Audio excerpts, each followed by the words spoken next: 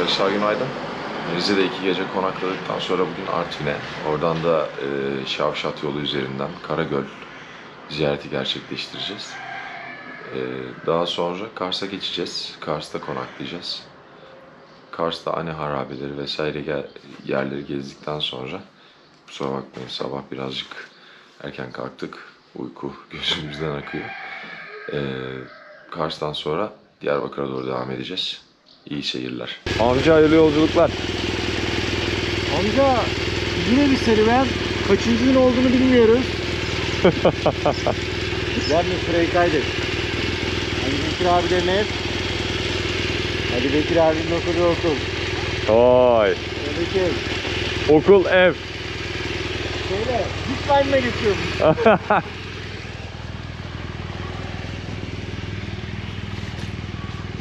Hadi. Haydi.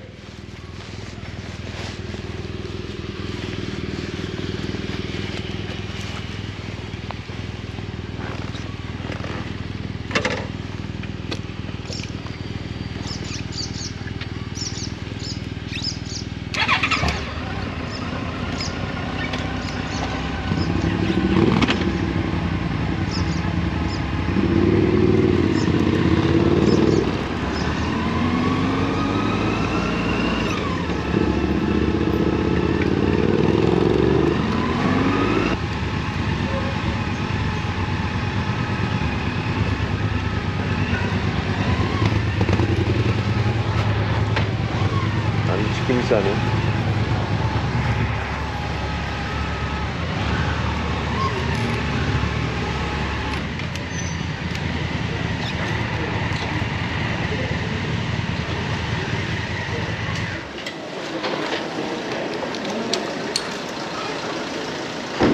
Sabah çay poğaça için Mana diye bir restorana geldik. Yani restoran dediğime bakmayın, sabah mahmurlu bir yere geldik. İçeride ev yapımı poğaçalar, börekler, kurabiyeler.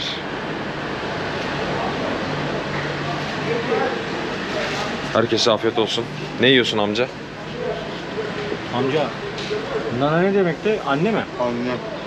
Lazca anne demekmiş. Hı hı. Anne poğaçası falan yiyorsun. Korbala'da Korbala'da Korbala karşı. her şeyi dolduran böyle. Ha, Okul cumhuriyet. Yani obez. obez anlamı. Korbala. Korbala. Nana. Afiyet olsun. Şöyle uzatsam.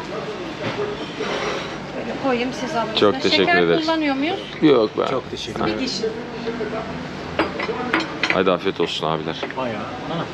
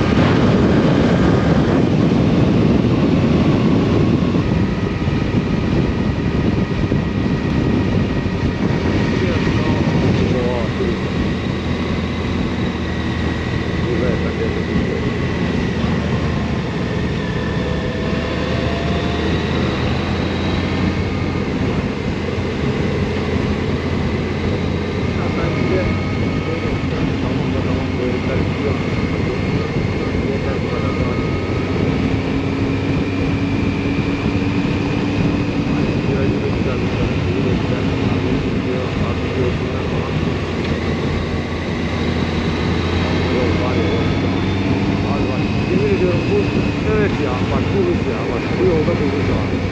Böyle bakın ha bakın. Gideceğim abi. Atacağız böyle.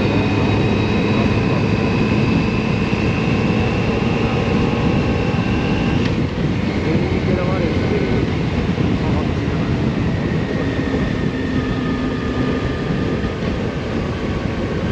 Abi işte o da havada bundan benim vücuduma çarpmasından dolayı.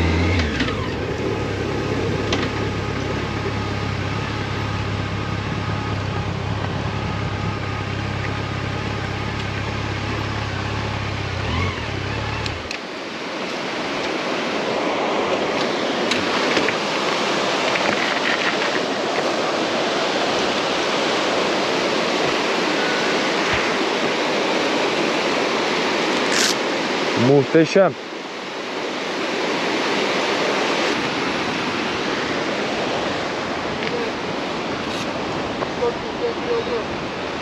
Yok şu kardan. Gelsene gel. Gel amca gel. Böbrek, bağırsak. 12 parmaktan giriyoruz. İçeride emilimi yaptıktan sonra diye çıkıyoruz buradan. Evet. Kırt. Hadi hayırlı işler. Şuna bak. Şu güzelliklere bak ya. Çifte köprü.